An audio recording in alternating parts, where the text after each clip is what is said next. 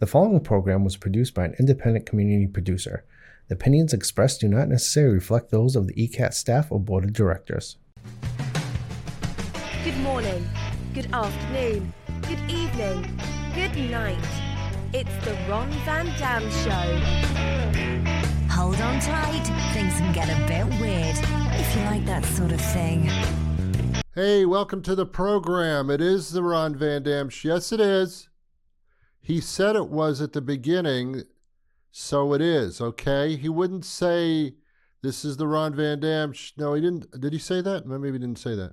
Oh, he said he's not responsible for anything that I said or say during the show, that you can't hold them responsible for my stupidity. Okay, I get it. Well, welcome to the show. If you're new to this program, then I don't know what to say. I just don't know what to say anymore. I don't know. I do this 5 days a week. I've been doing radio every single weekday for approximately 32 years now. Anyway, welcome to the show. Once a week I come into this studio. I've been doing it here for about 8-10 years or something. Oh my god. So I do it once a week just to be on television. I used to have a television show in the Boston area. I mean, you may know it's called Another Night. I don't know if you recall it. It was very popular. And then I went to radio. I did radio at the same time for a little while and then went totally to radio because television is like too much. You have to put a set together. We had bands on the show and guests and studio audience, and it was a lot. It was just a lot, you know. So anyway, we had to coordinate a camera crew and we had a writing team, and it was too much. Anyway, I was thinking of writing a book. I wrote one book about the wedding industry. I had a company, Televisuals, which I kind of still have. We did like over 1,000 wedding videos. And I wrote a book about it, and it was called Shut Up, I'm Walking Down the Aisle. Still available on Amazon, by the way. They have plenty of books available. Shut Up, I'm Walking Down the Aisle. Google that and you'll find it. Pick up the book. It's not going to feed me or support me or anything like that, but, you know, whatever. So I'm always toying with the idea of writing another book, and all I've done is toy with the idea. I just toy with it. But now I'm actually considering writing a book called How to Tolerate Life and Other People. And I think it's apropos because the more that I talk to people, the more I find that their tolerance level for other people on the planet is getting like really low. It's okay to tolerate every once in a while. If you're in a relationship, marriage, boyfriend, girlfriend, boyfriend, whatever your choice is, you know that there's a good dose of being tolerant into that equation. There's nothing wrong with it. We all need to be tolerant. When you're with somebody, they take the brunt of your bad days, of your frustrations. It's just the way it is. Even if you have children, you know, they see the attitude shift when it's not a good day. So we have to learn to tolerate life and other people. And my book would be about the fact that I can't do that. I just can't. There's two kinds of people walking the planet. The first type are those where everything just rolls off their back, where oh, yeah, it was a bad day, but tomorrow's another day, and life is good. I'm just happy to be alive. And it's, I mean, nothing seems to bother them. Like, you know, one of your kids is playing ball in the house, baseball, and hits your favorite picture, and it goes shattering on the floor. Your television falls over, and there goes like a $800 television set smashed all over the floor. And people who tolerate go, oh, well, that's unfortunate. We'll just have to get another TV, I guess. But how did that happen, little Johnny? I mean, most of us wouldn't react like that. We'd curse a little bit, go, what's wrong with you? That's what most of us do. So being tolerant is an art. It's hard to do. So I thought I'd write a book about that, and I would say to everybody, it's not you. It's that everybody around you is indeed stupid. So all right, maybe you're right. But that's no way to live. And then now we have anger. We have all this anger. There's the political anger. There's domestic anger. Anger for officials across the world that do nothing about the planet being thrown into demise. Nothing, nobody does anything about anything, and it's frustrating.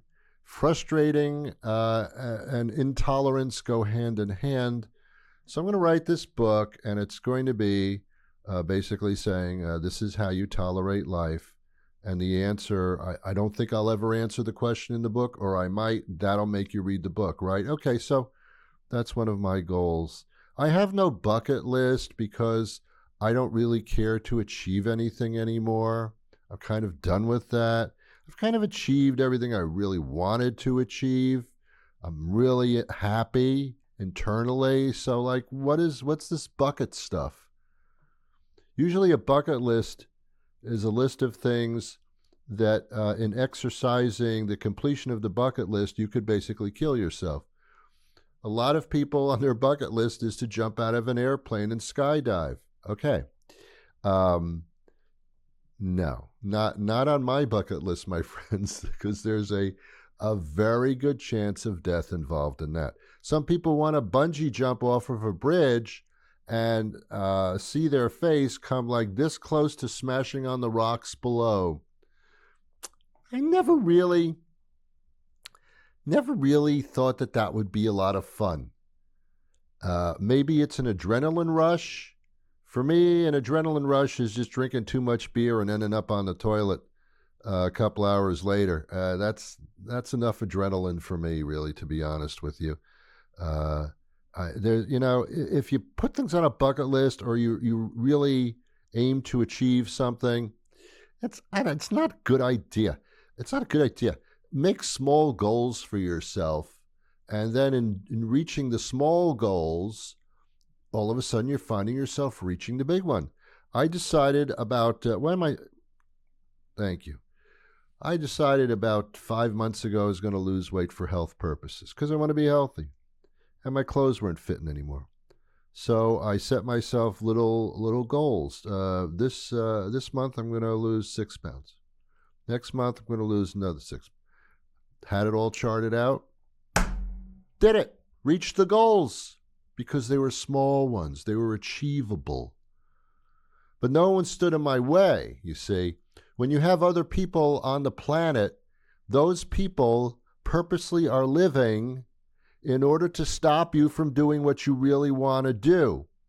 Now, as long as what you really want to do is a moral thing, an admirable thing, a thing that will help yourself and other people at the same time, a thing that involves respect and courtesy, then go for it, But the small goals really work. You might say, Ron, what are you, the Pope? What are you, the Pope here? And I said, no, I'm not the Pope. I don't have that hat. No, I'm not the Pope. But I do have a background. This is what I do for a living. I talk, and I said background. I have a background in sociology. I actually am a doctor. Whoa, seriously? Yeah, I do. I'm a doctor of sociology. I can't operate on your body, but I do have that. So that's like how that works out for me. All right, enough about me. Tell me about yourself. Uh-huh. Really? When did that happen? Are you kidding me now? And that was okay? Oh my God. Really? How did you, what? Oh, I am so sorry. I did not know. I am so sorry. I am so sorry. I did not know that. I'm so sorry. Well, you shouldn't have to suffer like that. Oh, you did? oh, then you should suffer like that. Then you should. Okay, enough about you. It is the summer. I don't know when you're watching this, but right now this is being recorded. It's the summer. I'm so sick of it. As a matter of fact, next year, if in the springtime somebody comes up to me and says, Ron, I can't wait for the summer. I can't wait for the summer. I'm going to say, shut up. Shut up. The summer has all the insects flying around. It has things that will bite you and bother you outside. It's way too humid and way too hot. I am told every day by the meteorologists and by the state, it's a heat emergency. Don't stay outside too long. The air quality is horrible. The humidity is so thick you can't breathe. But have a wonderful summer, ladies and gentlemen. Don't go in the water because the beaches are contaminated, or we saw a couple of sharks kill a bunch of Boy Scouts. Other than that, it's a wonderful summer. If you're going to go boating or canoeing, be careful. People are dying all the time in boating accidents. But enjoy yourself. Watch out for the jellyfish and the other things in the beach. And it is the high tide, and there was a hurricane in the area, so you could be swept out to sea and never see your family again. But enjoy the summer. Don't stay out too long because people get burnt and then they get skin cancer, and that's not good. So stay away from the heat, but enjoy your summer. It's really nice. Oh, it's been 90 degrees 5 days in a row, and dogs die if you take them outside. Don't leave your dog in the car. Don't leave your child in the car. Don't leave anything in the car. Your dashboard in your car will literally melt if it's out in the sun too long. But otherwise, have a wonderful summer. Enjoy yourself. We've planned some outdoor activities and some summer concerts in the area and some outdoor fairs, but don't go to them because you could die from the heat. But otherwise, enjoy the summer. It's wonderful. Don't be intimidated by the fact that you can die by too much heat. Put a lot of the suntan lotion, the sunscreen, slather it all over your body. Drink it if you can. Don't do that. That's a TikTok challenge. But everywhere, put it everywhere. Otherwise, your skin will burn to a crisp like a rotisserie chicken that was left in the oven spit too long. Other than that, have a wonderful, wonderful summer. Enjoy yourself. Everything's wonderful. Watch out for the hurricanes, though. We're going to go through all the named storms, all 24 of them this season. It's going to be tumultuous. We're in a jet stream that is going to cause death and destruction and tornadoes in the Midwest and all over Texas, destroying homes and lives and property damage all over the place. But enjoy your summer.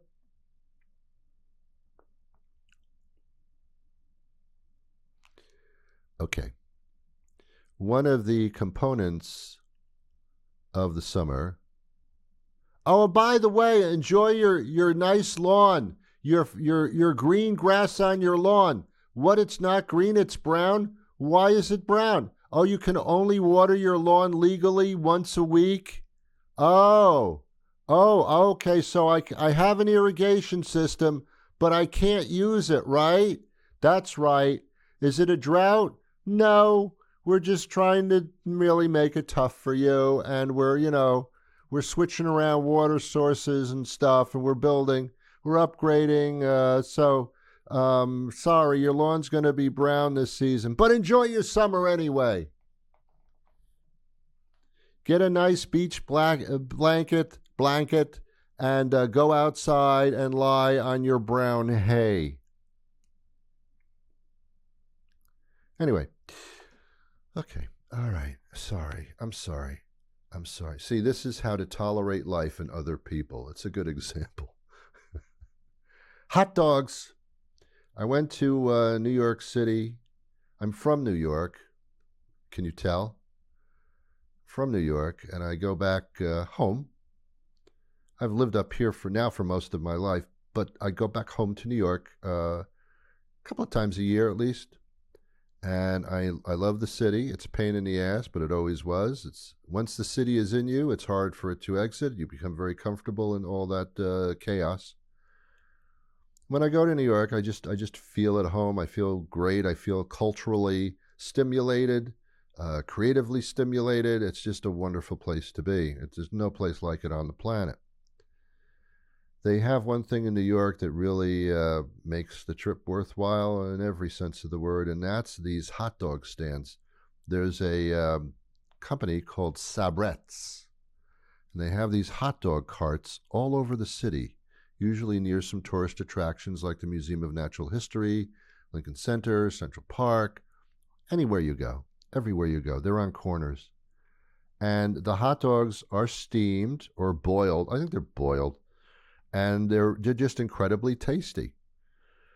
They have condiments and this onion mixture that they put on it. It's I would say to die for, but no, I wouldn't die for it. It's just an expression.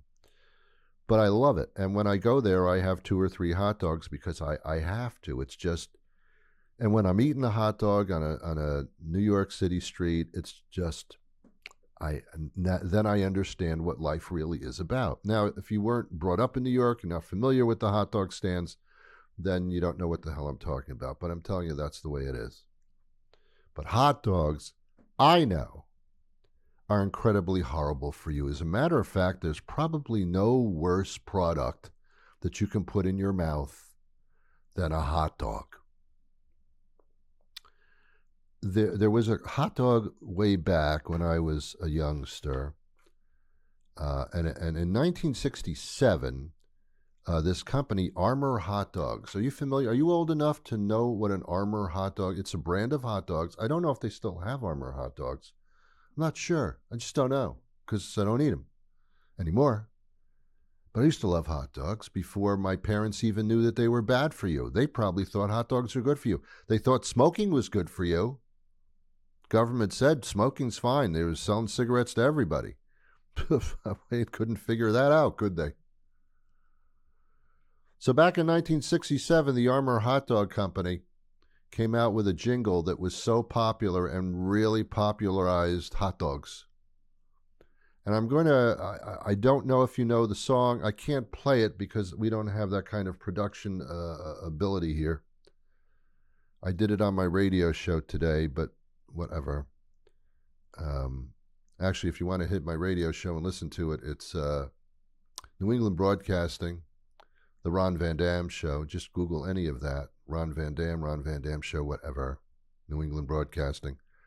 And the episode was from today when we're recording this TV show. I did the radio show this morning. It's July 17th, 2024. I have to say the year because sometimes they air shows that are like 5 years old here. So the July 17th, 2024 episode, you'll hear the Armour hot dog theme. And then I was listening to it and I thought, did they really say what they said in this very popular hot dog commercial on television with this strange jingle? Here's the jingle. And I'm going to read it. I'm not going to sing it because I'm not going to embarrass myself any more than I have already. Here it is. Armour hot dogs. What kind of kids eat Armour hot dogs? Fat kids. What? Fat kids, skinny kids, kids who climb on rocks, tough kids, sissy kids, even kids with chicken pox love hot dogs. Armour hot dogs. The dog kids love to bite. And I thought there are a lot of things in this jingle that was so popular that I don't know if everybody was listening to the words, but they're a little bit sick and pathetic. Armour hot dogs. What kind of kids eat Armour hot dogs? Fat kids. Whoa! You couldn't put that in a jingle commercial now if you tried. They would strap you up to the wall and flog you. What kind of kids eat Armour hot dogs? Fat kids. Then it's followed by skinny kids. Okay. Kids who climb on rocks. How many of those are around here? Tough kids, sissy kids. Sissy, you sissy kid. Even kids with chicken pox. Oh my God. I understand fat kids eating hot dogs and sissy fat kids eating hot dogs. But kids who have chicken pox eat hot dogs too? Yes, it's the number one food source for kids with chicken pox. Mommy, I think I have chicken pox. Whoa, I'm getting a hot dog for you. I'm your doctor. I'd like you to take this antibiotic and this medicine, and here's a hot dog. Even kids with chicken pox love hot dogs, Armour hot dogs. It's the dog kids love to bite. Oh, so dogs love to bite kids, huh? Is that the inference here? We're turning that around? Are we assuming that dogs love to bite kids? I know I do. Well, this is the dog that kids love to bite. This is all just a very, very sick jingle, is what it is. And that's the Armour hot dog thing, and I can prove it. I wrote it down, so there you go. Now, you're probably, I've been on the air now for 21 minutes. Wow. Tolerance, right? You know what I'm talking about now? You're probably saying to me, Ron, I assume you're saying that to me because that's my name. Probably saying, Ron, what is indeed in a hot dog? We've always wondered, Ron, that's referring to me, because you seem to be an expert in this, Ron, what is actually in a hot dog? And I ask you the question, do you really want to know? Before you ask that question, do you really want to know what's in a hot dog? And I mean in most hot dogs. Some hot dogs have become a bit more healthy, but still, basically, death-defying act is what you're performing here. Here's what's in a hot dog. Are you ready? And it starts disgusting, and it ends disgusting. You may never eat another hot dog again. I don't know. Here we go. Cozy up to the TV. All right, here's what's in a hot dog. Muscle trimmings. You're talking about the mussels in the sea? No, the mussels in cows and chickens and pigs. Those mussels. Maybe some horses thrown in. I don't know. Maybe some sheep. I thought it tasted a little sheepy. Yeah. Muscle trimmings. Fatty tissues. Fatty tissues. Sounds like a nickname for a fat kid.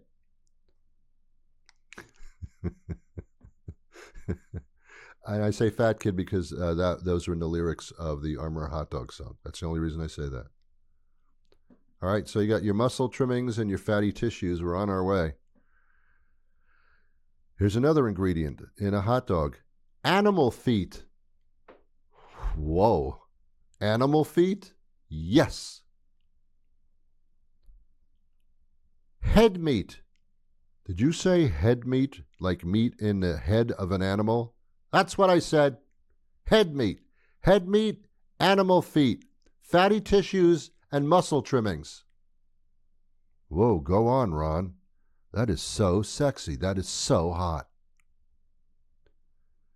Animal skin, blood. Animal skin and blood. Liver.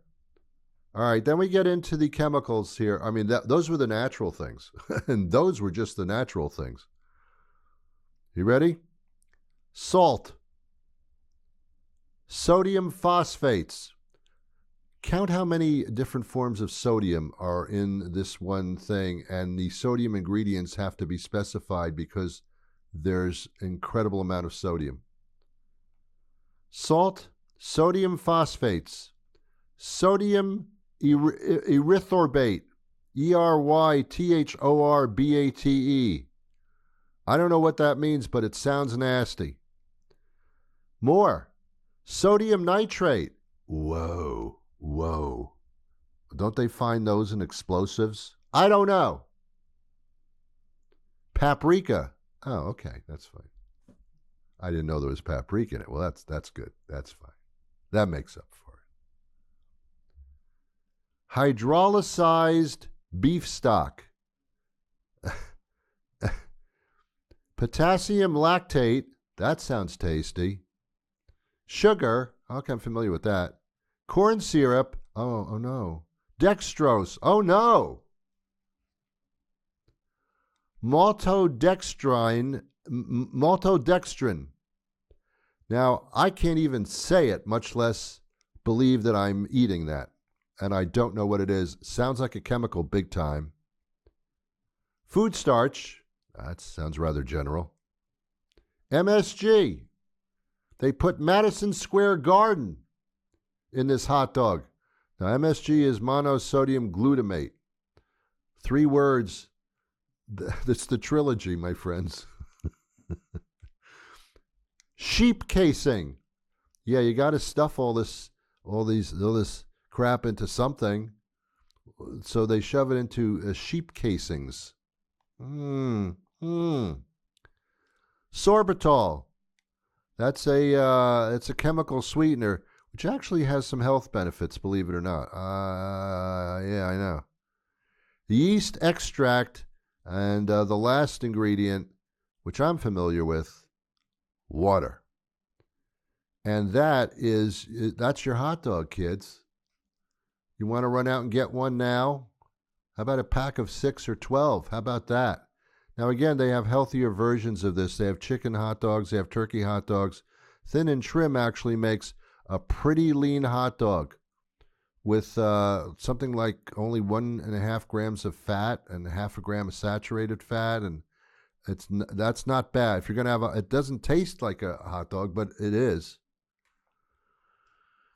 All right, so what's the human component in this? Why do we love hot dogs so much? We don't know. It's because it's the summer. It's the summer that makes the hot dog attractive.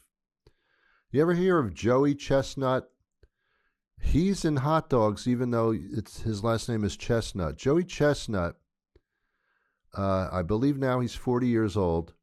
He was the reigning king of the Nathan's hot dog eating contest that they have on Coney Island every single year. And Joey Chestnut broke his own record in 2021, not long ago. He ate 76 hot dogs in 10 minutes. That's a lot of fast eating. That wasn't long ago. For 7 years in a row, Joey Chestnut was the hot dog speed eating quantity champion. He reached the hilt of his record again in 2021 when he ate 76 hot dogs. Nobody's been able to break that yet at all. Joey Chestnut was not in the 2024 hot dog eating contest just a few weeks ago because he's not with Nathan's anymore. He used to endorse Nathan's. Now he's endorsing a brand that is plant-based. So he wasn't allowed to be in the competition of the Nathan's hot dog eating contest. Some guy named Patrick Bertoletti, he won this year's hot dog eating contest, Coney Island, with eating 57 hot dogs. Again, Joey Chestnut did 76, but this guy Patrick won with 57. Why these hot dog eating champions are not dead by now, I don't know. I believe there's training involved where you have to expand your stomach. Joey Chestnut in an interview once said, they said, do you get sick after eating 76 hot dogs? And he said, I don't get sick, but I must admit within about an hour, I'm sitting on the toilet. Oh, God, Joey, get a life. Although Joey's worth $4 million in endorsements right now, so whatever. This isn't even TikTok, and it's still pathetic. I'm out of time. I'll be back again next week with a brand new program. Go to my website there, newenglandbroadcasting.com, ronvandam.com. Listen to the show every weekday. It's there. Until next time, I wish you peace.